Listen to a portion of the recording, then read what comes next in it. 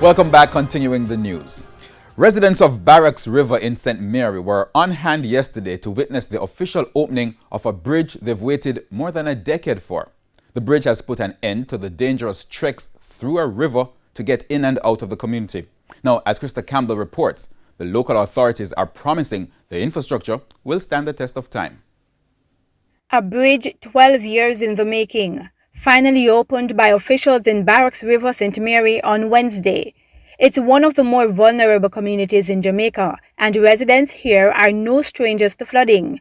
And with 2 bridges washed away in recent times and an unfulfilled promise of a Bailey Bridge, the new infrastructure is sweet relief.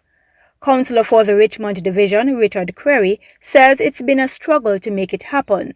But based on the construction of this bridge, we do not expect that we will need another bridge. Certainly in my lifetime and hopefully in the lifetime of the other residents of Barracks River. The National Works Agency undertook the construction. Minister without portfolio with responsibility for works, Everard Warmington, says for all the flack the NAA usually gets over failing infrastructure across the island, he's pleased with the work on the bridge. When I came and I saw the abutment down there for the bridge, I said, well, the bridge has to add to wash away because it's in the wrong place.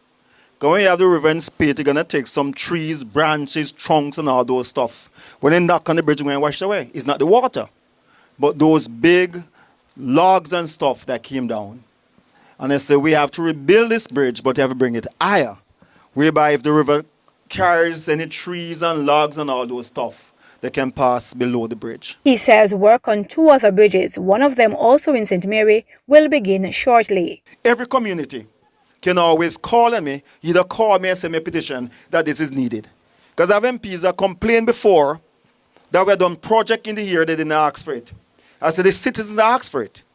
And it's up to them and their duty to ask me. Krista Campbell, TVJ News.